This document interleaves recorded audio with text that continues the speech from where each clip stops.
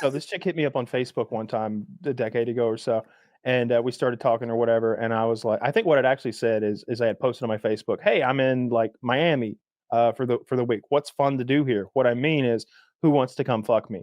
But so I have to rifle through hundreds of just 30, 40, 50-year-old dudes who want me to come fishing with them or like come look at their gun collection or their car collection or I own a bar. Come, you drink for free. It's like, keep your $40 worth of alcohol. Like I appreciate it, but I'm looking for pussy here. And like, this girl hits me up. Say, and the line I'm looking for is, I'm fun and I'm fun to do here or something like that. A little like playing it. And I'm just like, got it. And so this girl hits me up and it is a little suspect. But when you're horny, you sort of like make yourself believe some false narrative. It's like the photos have this like angle where they're like the camera's above her a lot. She's always looking up at the camera, like she's being shot by fucking Christopher Nolan on a boom camera or something. and she has massive boobs. And she's sort of a heart-shaped face, but she doesn't. That's how I got. Fuck. Huge red flags. So I'm in a hotel. I'm on like the 4th, 5th floor. I'm up there a little bit. And so I have a great view of the parking lot from my hotel window. She shows up at the hotel and I'm like, what are you wearing? What are you wearing? So I'm scoping out. She's like, I'm in a red dress. I'm, great. Easy to find. And I look and this big hog of a bitch is walking through the parking lot wearing a red dress. Lumbering. And I'm like, what shade of red? And she's like, burgundy. And I'm like, yeah, I was afraid you might say that. All right, then. She already knows the room number. She's on the way. She's coming. I can hear her down the hallway. Stomp, stomp, stomp. And she comes to the door. I'm picturing the water vibrating Jurassic Park. Yeah, I hear the elevator. I hear the fucking elevator groaning with effort. Yeah. You were curious about gynosexuality. And she gets the room, and I'm just. It sounds like you did exactly what I did, dude. I did, but I almost. And so like get into bed with her, and she sucks my dick to completion, and I say, that was great. Sorry I came so fast. Didn't mean to. I did. How about, because I just drove down here 9 hours, 12 hours, whatever it was, let me get a nap in, and then we'll go out to dinner tonight, and then we can come back here again. Great. She loves this idea. She leaves the fucking hotel room, at which point I begin blocking her in every place that I have communications with her. And she messaged me back. Her last message was like, what the hell? What's that? What's this about? And I'm like, I just replied, you know what it's about. You know what it's about. So you also fucked a big fat pig. I did not. No fuckery. She sucked my dick. Taylor, but mine was way bigger than yours. That's where like there's no. How big? So it's been a long time, and I genuinely don't want to exaggerate, but I couldn't have picked her up. She probably. Wow. That's like, that's a big like you know how a mattress. 400. Well, no, it's not just that. You know how like a mattress is hard to get your hands around. Like you can lift what a mattress weighs, but like actually lifting a king size mattress on your own is almost there's some acrobatics involved, some balance. I think that would have prevented me from getting my arms all the way. She was big. Again, I can look at men and tell like, oh, that's about 200. That's about 250. That's about 300. But with women, it's kind of hard because they're short and they store fat differently. But I would guess she was 220 pounds, 240 pounds, somewhere in there. For a woman, that's a big old bitch. She was a big bitch. Like she wasn't like, she was pretty like for a big girl, and she was like well dressed, and she did have just gargantuan tits, but she was way too big. It was not close. It was not some 40 pounds over like you said. But yeah, I did like. But you busted nice when she sucked you. That was. I don't remember the quality of the cummies, but I do remember like the regret afterwards. I remember not offering her snacks. Because I thought after we fucked and she goes home, I want to still have snacks. Yeah, I'm gonna need something to take the edge off this depression that I'm feeling. All right, I got one worse than that. I got one worse than that. I remembered it now. Again, Facebook, I think. This chick hit me up. It was fucking 2 a.m. It was already way too late. And she lived in Rabun County. If you don't know, Rabun County is the trashiest place that I've ever been to. And I've been to some places. It's where they used to make moonshine in the North Georgia hills. And when moonshine went out of favor, they switched to meth. And so now it's kind of on the way to like Harris Cherokee Casino. It's the only place I've ever seen that has a Confederacy store.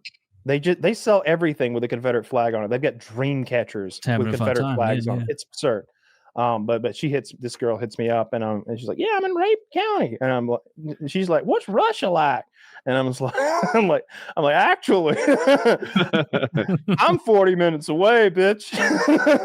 And she's like, wow, small world. And I'm just like, we could make it smaller. I could be there in a minute. And she's like, yeah, come pick me up. So I get in my car, go.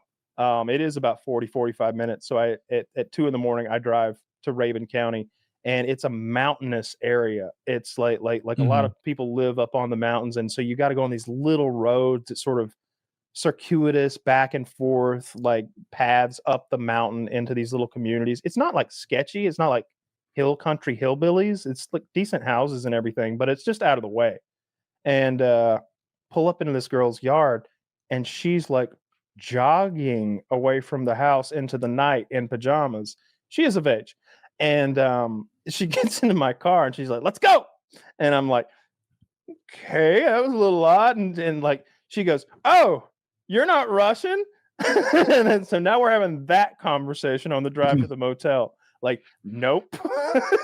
Nope, just a goober. We get to this cheap ass motel there in town, and she has self-harm scars all over her thighs. Tell me again how you met her. Was it Tinder? You had pictures of her? Facebook. Okay. She's a fan. Self-harm scars. So over her thighs. So she sucks. Poor her.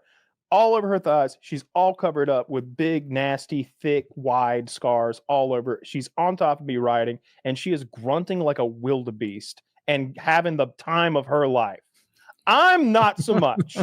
I'm just I distinctly remember looking to my left, like through the like the blinds are open, but like they're kind of like shifted down, and there's like the amber light of a parking lot light like shining through. And I just remember looking at everything and like, well, we got ourselves into one this time, didn't we? I'm thinking like, let's just put on a happy face and this will all be over soon. And sure enough, eventually, I think I was like, whoops, I came too early again. Oh, whoopsie daisy, this keeps happening to me. You got the same move. Yeah, you said the self-harm. She was very fit. She was pretty-ish, but she was just those scars and the grunting. She grunted like an animal, very loud. Very loud. Neither of those things would have been red flags for me. Well, red flags, yes, they would have not been showstoppers. And then we get done and we're getting dressed and her phone rings and I can hear on the other side, it's a parent, and they're like, who are you all fucking this time? And I'm like, fuck, who am I here with? You're with a real hoe. I'm here with a real dirty girl. And I'm like, and so now I got to drive her back home. And I'm like, I get to the mailbox and I'm like, you can get out here.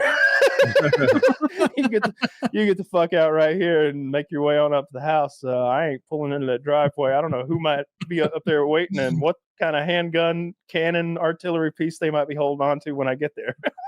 I've always imagined self-harm scars sort of related to being good in bed. Am I onto something there? It relates to being a whore. Yeah.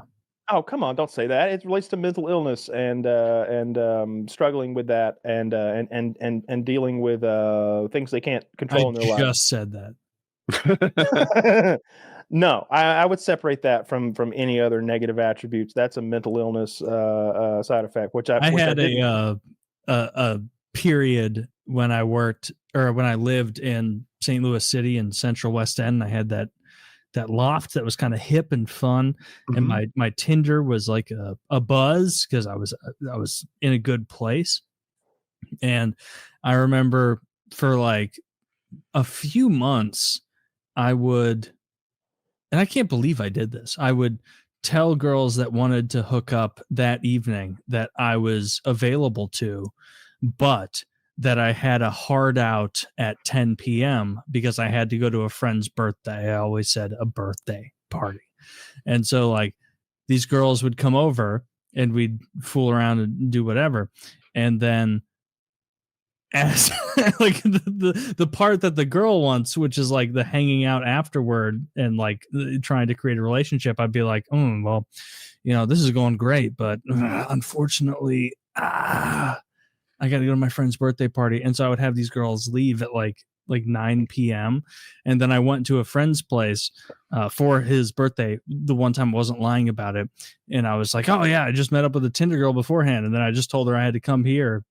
And he was like, that's like, Taylor, I got to be honest. I'm like, you're one of your close friends. That's like despicable. Like that's pretty rough of you to be telling these girls that they can come over and have a fun time, but they have to leave like an hour, like 90 minutes later, so you can make it to our little party. And I was like, oh, maybe that is like a shitty. It's not thing at all. to do. No, that's perfectly fine. I convinced myself it was not a shitty thing to do. Good.